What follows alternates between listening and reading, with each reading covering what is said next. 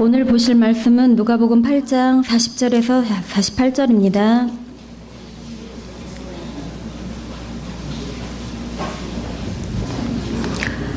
예수께서 돌아오심에 무리가 환영하니 이는 다 기다렸음이러라. 이에 회당장인 야이로라 하는 사람이 와서 예수의 발 아래에 엎드려 자기 집에 오시기를 간구하니 이는 자기에게 12살 된 외딸이 있어 죽어감이러라. 예수께서 가실 때에 무리가 밀려들더라. 이에 12해를 혈루증으로 앓는 중에 아무에게도 고침을 받지 못하던 여자가 예수의 뒤로 와서 그의 옷 가에 손을 대니 혈루증이 즉시 그쳤더라. 예수께서 이르시되 내게 손을 댄 자가 누구냐 하시니 다 아니라 할 때에 베드로가 이르되 주여 무리가 밀려들어 미나이다.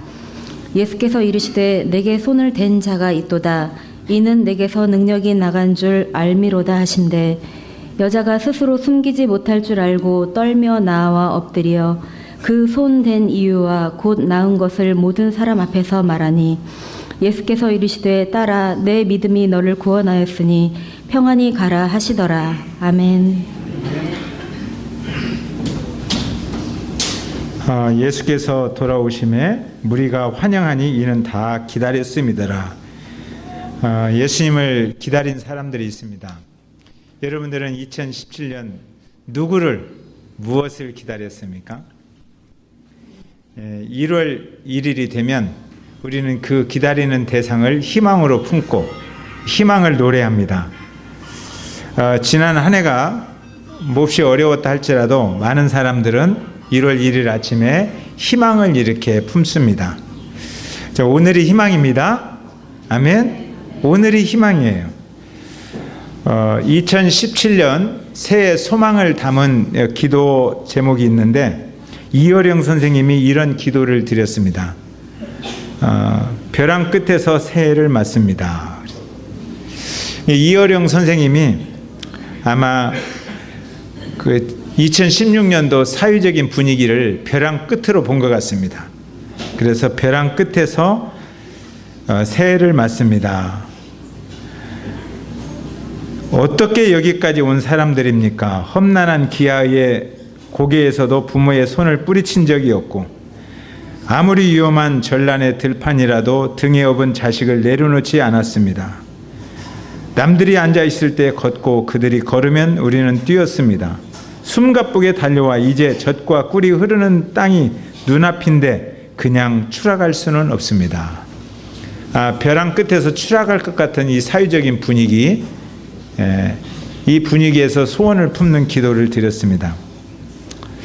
제가 동짓날에 몇몇 지체들에게 문자를 보냈습니다. 동짓날은 겨울이 가장 깊은 순간입니다. 낮이 가장 짧고 밤이 가장 깊은 날입니다. 그러나 생각을 바꿔보면 낮이 태양의 빛을 품고 힘을 얻기 시작하는 날입니다. 빛을 품으면 목장에는 새순이 돋기 시작하는 푸른 초장이 됩니다. 이런 문자를 교회 몇몇 지체들에게 보냈습니다. 그랬더니 이 글을 읽고 한 자매님이 저한테 문자를 보내왔는데 목사님 생각을 바꾸면 새순이 돋을까요? 이렇게 문자를 보내왔습니다. 언젠가는 새순이 돋을 것을 알긴 알지만 그러나 몇 년이 흘러도 여전히 변하지 않는 사람들, 그 변하지 않는 사람을 섬기는 일이 힘들고 그 힘든 시간이 길어지면서 저에게 투정을 한번 부려보고 싶은 마음이라고 생각이 되었습니다. 네, 투정 부리네 그런 생각이 들면서 곧 답변을 보냈습니다.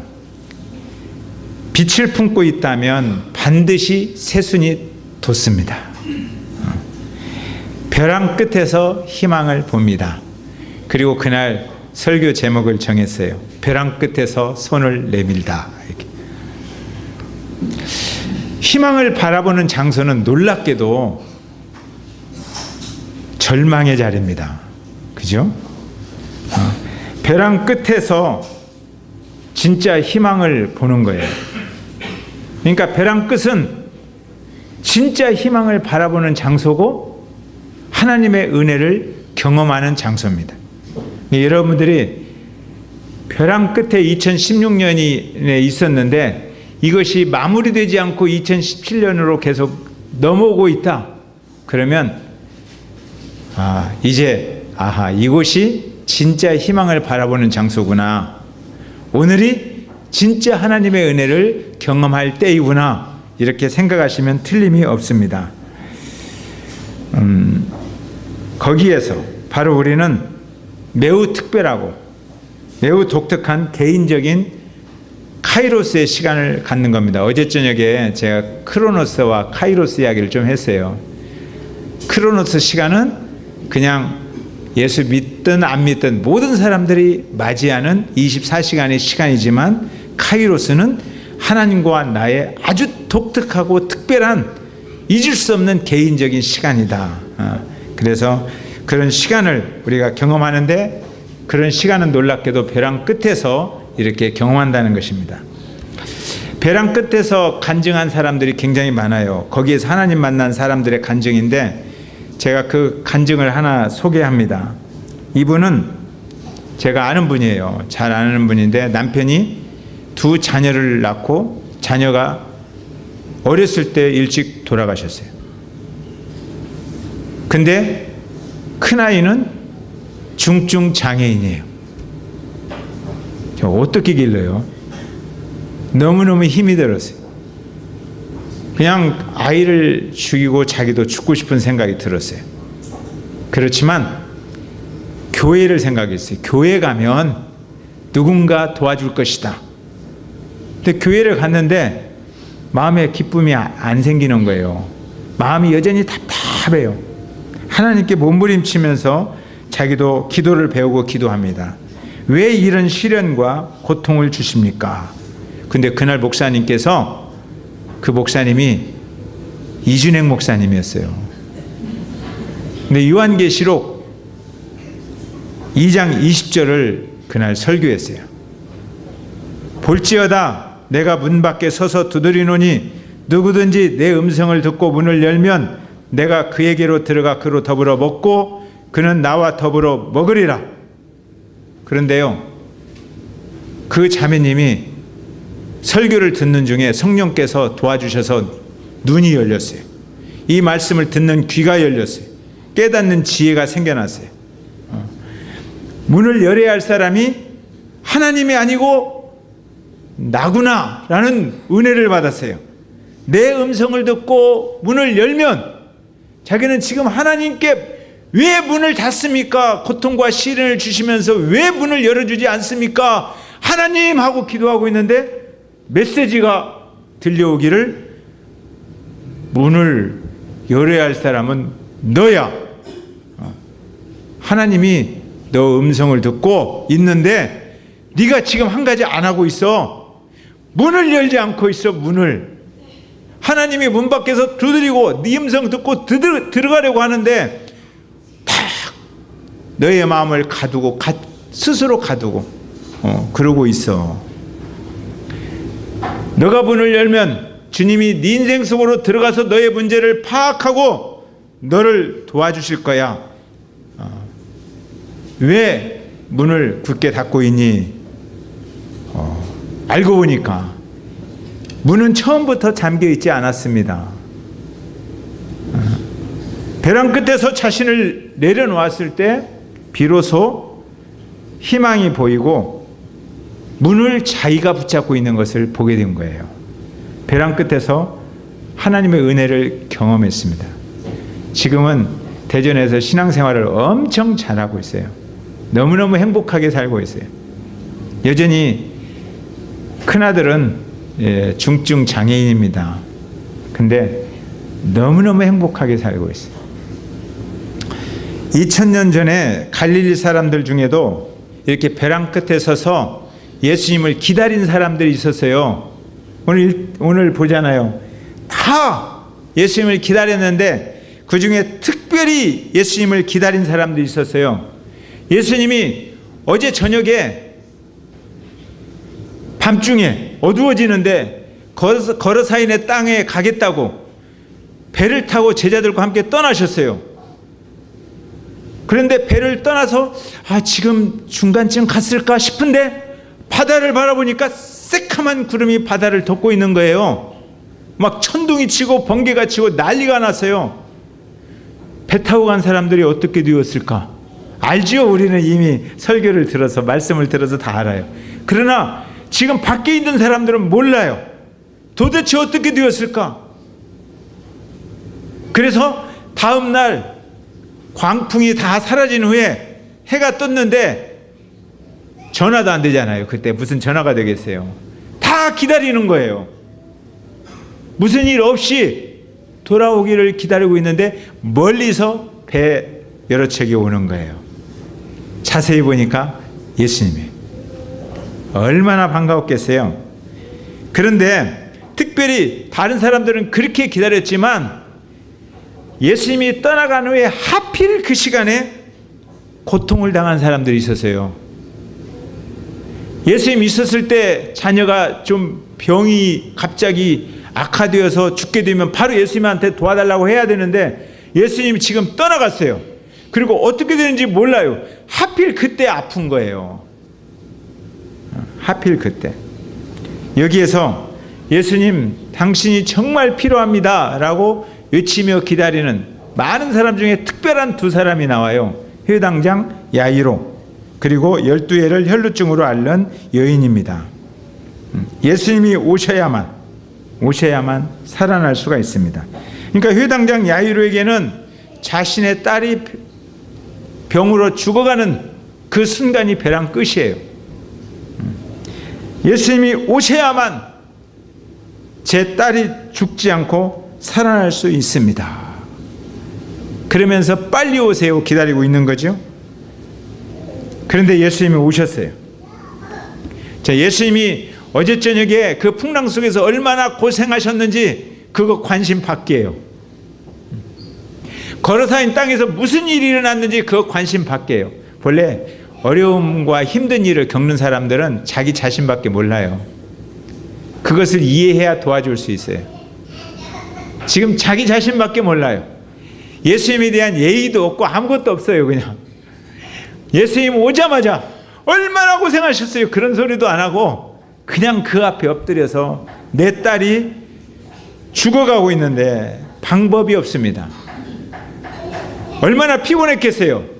그런데 그런 거 고려 안 해요. 지금 빨리 우리 집 가서 제 딸을 살려주십시오 이렇게 요청합니다. 그랬더니 예수님께서 흔쾌하게 그래 가자 니네 집으로 가자. 그래서 같이 가요. 그런데 막 달려갔으면 좋겠어요.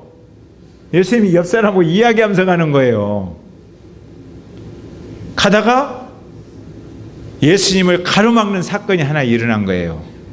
누군가 예수님의 옷자락을 붙잡았어요. 못 가게. 나 좀 도와주세요. 혈루병 앓는 12년 동안 고생했던 여인이에요. 자, 응급실에 지금 죽어가는 사람 두 사람이 딱 들어왔어요. 의사는 한 명이에요. 어떻게 해야 돼요? 의사가 이 환자 취급하면 이쪽 사람 화가 나요. 저 환자가 미워요. 이 사람 붙들면 이 환자가 미워요. 다 불쌍한 사람인데 한 사람이 서운해요. 누구 먼저 도와줘야 돼요? 예수님께서 그 회당장의 도움을 지체하게 만든 그 사람하고 서서 이야기하는 거예요. 회당장 마음이 어떻겠습니까? 예, 회당장 이 마음은 입으로 다음 주일에 설교하는 거예요. 연속극도 2부 있는데 설교도 2부 있어야지. 오늘은 이제 붙잡은 이 혈루병 앓는 여인 이야기를 합시다. 43절 한번 읽어봐요. 43절. 자, 시작.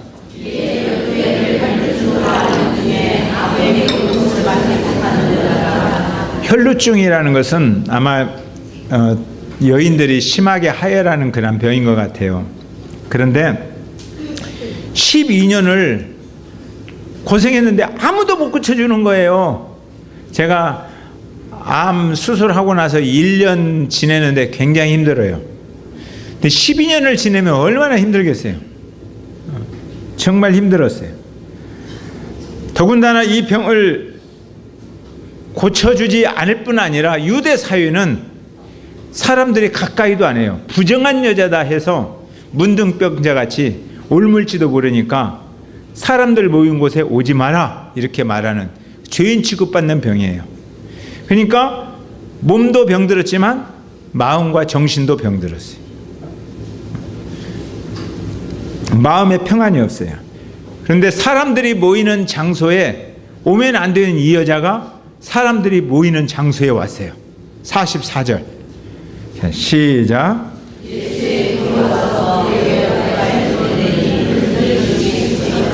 앞으로 오면 사람들이 알아보고 쫓아내버릴까 봐 뒤로 가가지고 기어 들어가서 예수님 옷을 꽉 잡은 거예요. 살려주세요. 살려주세요. 예수님을 만나지 않으면 죽을 것 같아요. 사람들이 뭐라고 하든 간에 상관없어요. 예수님 만나야 된다. 그래서 예수님에게 달려갔어요. 그리고 손을 딱 잡았는데 잡는 순간에 예수님의 능력이 이 손을 타고 쫙 들어와서 혈루병이 나서버린 거예요. 그래도 감동이 안 되지요. 감동이 됩니까? 손을 내밀어서 옷을 딱 잡았는데 능력이 손을 통해서 확 밀려와서 혈루병이 떠나버린 거예요. 놀라운 일이 일어났어요. 여기에서 이 여인의 믿음을 배워요. 믿음이란 뭐냐? 벼랑 끝에서도 포기하지 않고 손을 내미는 용기라는 거예요. 이 용기 있는 행동, 이게 믿음이라는 거예요. 자, 중심에 예수님이 계시고 그 중심을 바라보는 여인이 있습니다. 그리고 그 중심을 향하여 손을 내미는 거예요. 그러면 하나님으로부터 손길을 타고 은혜가 밀려오는 거예요. 어제 저녁 나눈 말씀이죠. 이게 바로 하나님과 새롭게 관계를 맺어야 할 놀라운 믿음의 세계라는 거예요. 우리에게도 이렇게 손을 내미는 용기가 필요한 거예요.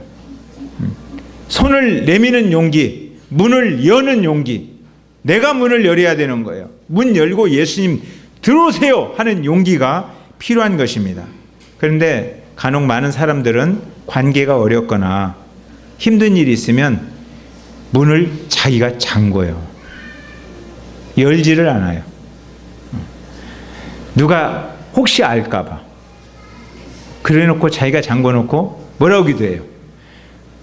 하나님 왜 문을 열어주지 않습니까? 라고 몸부림치는 거예요. 잠그기는 자기가 잠궈 놓고. 그래서 스스로 나는 쓸모가 없는 사람이구나. 나는 가치가 없구나. 나는 나고자구나. 이런 생각이 들어요. 그래서 더 잠궈요. 그런데 이 생각이 들수록 하나님을 생각해야 됩니다. 그래서 잠그지 말고 열어야 돼요. 하나님은 나를 돌보시는 자구나. 하나님은 나를 기억하시는 분이다. 하나님은 나의 문제에 관심을 가지고 계시는 분이다. 하나님은 나를 사랑하는 분이다. 이런 하나님을 생각해야 돼요. 그래서 문을 열어야 돼요. 문은 하나님이 여시는 것이 아닙니다. 하나님은 처음부터 태초에 천지를 지으신 이후로 우리에 대해서 문을 잠그신 적이 없어요. 항상 문 밖에서 대기하고 계시고 우리가 부르짖는 소리를 듣고 우리 속으로 들어오기를 원하시는 거예요. 문은 우리가 열어야 합니다. 주님께 담대하게 손을 내미는 것이 문을 여는 행동입니다. 손을 어떻게 내밀어야 돼요? 이 여인이 주님하고 손을 내밀듯이 오늘 주님을 향하여 부르짖는 기도가 손을 내미는 것입니다. 지난주에 눈 쌓인 그 산을 잠깐 올라가서 많은 기도를 좀 하고 내려오는 길에 희망이라는 글을 썼어요. 그리고 기도했어요. 저도 기도 제목이 있지요. 주님을 향해 손을 내밉니다. 이렇게 희망을 써놓고 희망을 바라보면서 주님을 향해 손을 내밉니다. 나만이 가지고 있는 고민, 때때로 혼자 있을 때 허탈하고 외로워지고 힘들게 느껴지는 이 마음, 주님 아시지요? 주님, 제가 사역을 좀 더 감당하고 싶습니다. 저 좀 도와주세요. 제가 그렇게 기도했어요.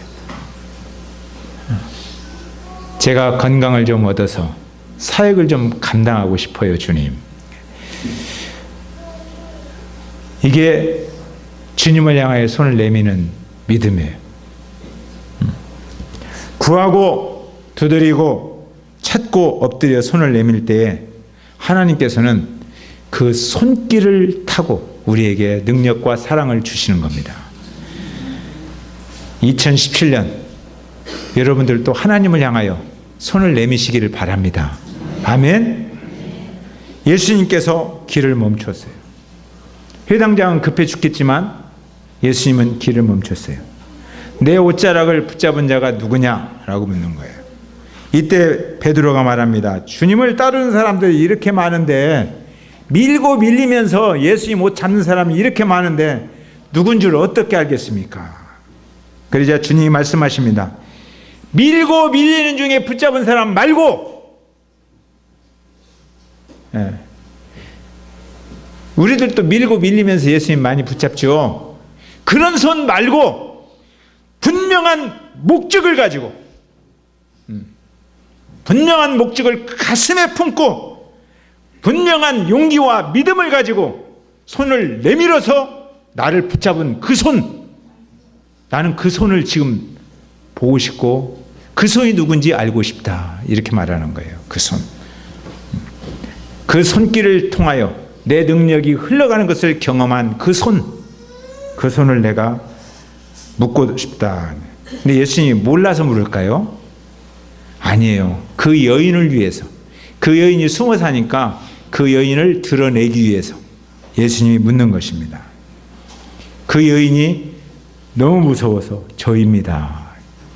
예수님께서 더 이상 숨어 지내지 마라. 사람들과 떨어져 살지 말고 사람 속에서 이제 너의 인생을 열고 살아라. 그러면서 주시는 놀라운 말씀이 48절입니다. 시작.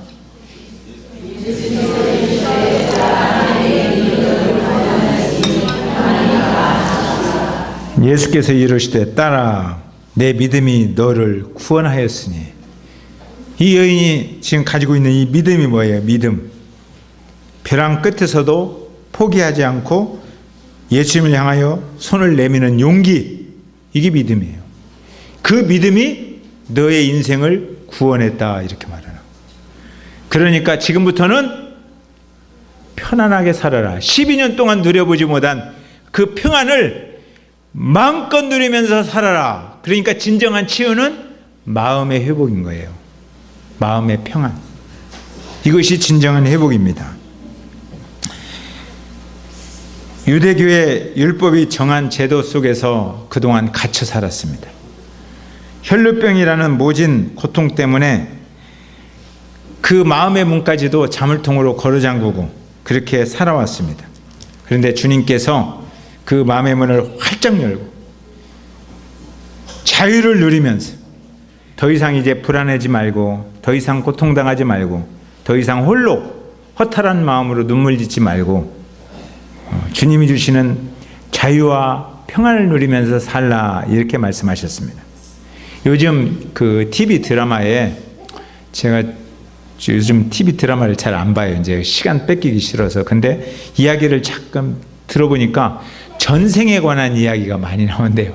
전생에 뭐 인어공주 했다가, 아니면 전생에 뭐 도깨비 했다, 뭐가 왔다 갔다 한다고 그래요. 그래서 어떤 사람이 그 드라마를 자꾸 보니까 나는 전생에 뭐였을까, 이런 생각이 들 거 아니에요. 그런 생각을 하다가 잠이 들었어요. 그런데 잠 속에서 수많은 사람들이 자기한테 와서 절을 하는 거예요. 그러니까 순간적으로 지금 전생을 보여주고 있구나, 이렇게 깨달았어요. 근데 수많은 사람이 나한테 절을 하니까 생각해 보는 거예요. 나는 그러면 왕 아니면 공주 아니면 왕비 아니면 이런 사람일 것이다. 그리고 흐뭇해 하는데 그 꿈속에서 천사가 찾아왔어요. 그러면서 전생에 내가 무엇이었는지 똑바로 보았느냐 그랬어요. 예, 똑바로 보았습니다. 뭐 같아? 왕이나 공주였을 것입니다. 그러니까 천사가 그렇게 보는 눈이 없냐? 너는 전생에 돼지머리였다.